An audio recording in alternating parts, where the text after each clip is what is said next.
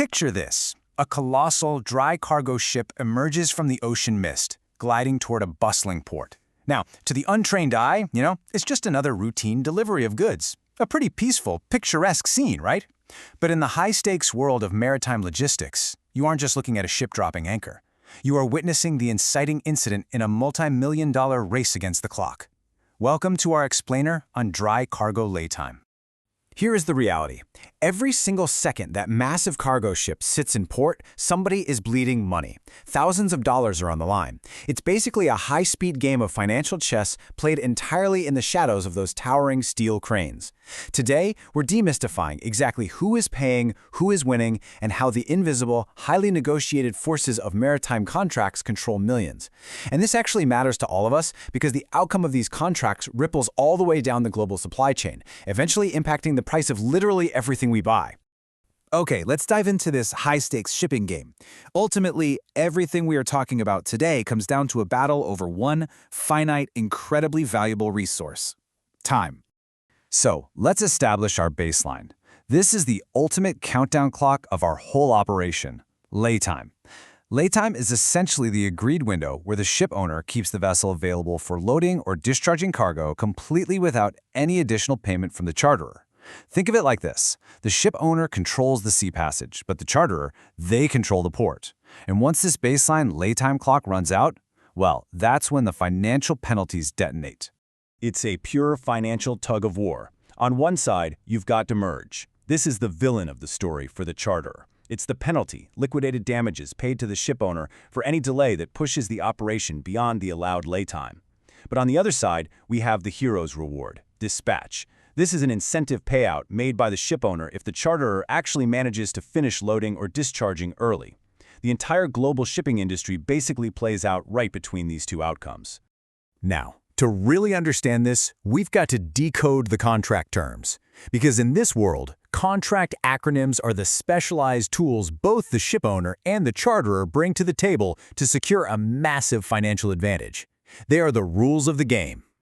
Now, what's really interesting here is YOBON. This is basically the ultimate contractual loophole. YOBON stands for whether in berth or not. Normally, you'd think a ship needs to be perfectly parked at the dock to start the countdown, right? Well, not here. If the designated loading berth isn't available, YOBON allows a vessel to officially announce its readiness from a usual waiting place. It effectively starts the financial countdown even while the ship is just sitting out in the water waiting its turn. And the contract arsenal goes much deeper than that. We have phrases like per workable hatch per day, which cleverly bases the allowed time on the ship's largest cargo hold. We have standard calendar days versus conventional days, but the real heavy hitters, those are SXX and SINC. SXX means Sundays and holidays accepted, which means those days do not count against the charterer's clock. It's like hitting a financial snooze button. But SINC? That means Sundays and holidays included. The clock never stops.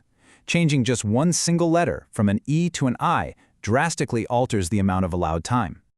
So, we've seen the tools, right? Now let's look at starting the laytime clock. Let's focus on the exact action sequence where the countdown officially gets triggered. Because triggering the clock isn't just about showing up. A vessel must meet 3 strict sequential conditions to become a legally arrived ship. First, geographical arrival. It has to physically reach the contractual place. Second, actual readiness. The cargo holds must be pristine, the equipment has to be perfectly ready. And finally, the Notice of Readiness, or NOR. This is the formal flare fired into the sky telling the charterers, hey, we are here, we are ready, and your clock has officially started. Let's move on and see how this builds as we talk about navigating pauses and interruptions. Because in any good heist, the countdown never goes smoothly, does it? There are always unexpected obstacles. And the biggest wild card of them all is the Weather Working Day, or WWD. This is a working day where cargo operations can happen without being interrupted by bad weather. So, if a sudden rainstorm hits the port, the countdown pauses. The duration of that rainstorm acts as a literal shield for the charterer against those demurrage penalties we talked about. Put simply, if the rain stops the cranes, it stops the clock. But weather isn't the only thing that freezes time. We have weekends and local holidays, provided our old friend Shex is in the contract, of course. We've got time spent shifting between multiple berths. And then we have the dramatic, unpredictable events. Strikes, lockouts, or even fires at the port. Any of these real-world hazards can suddenly hit the pause button, saving the charter thousands of dollars, just in the absolute nick of time. All right, so the ship has sailed, the cargo is unloaded, now it's time for the execution montage, the 7 calculation steps. This is where we mathematically tally the final score of our maritime operation.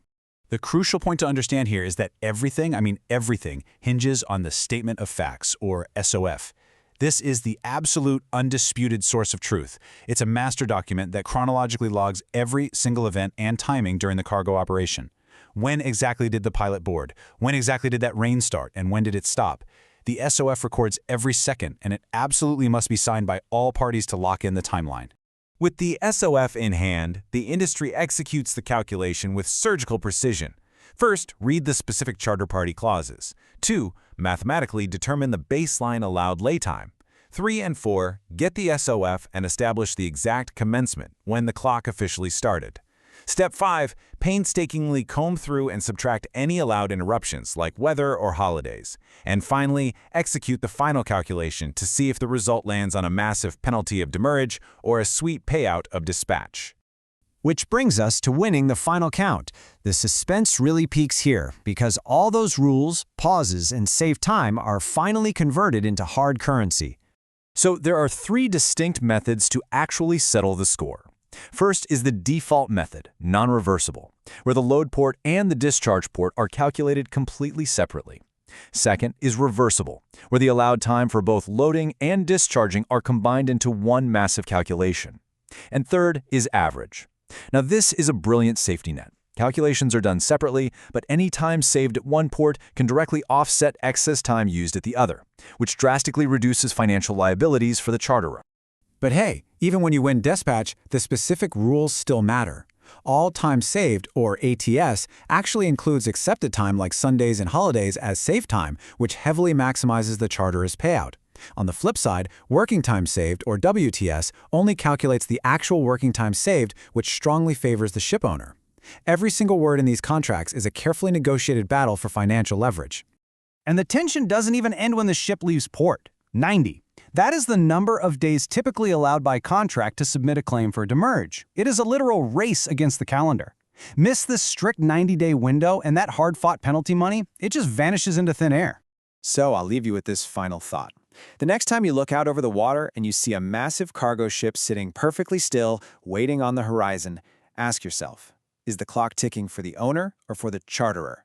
Because beneath that peaceful, picturesque exterior, a high-stakes financial game is being won or lost by the second.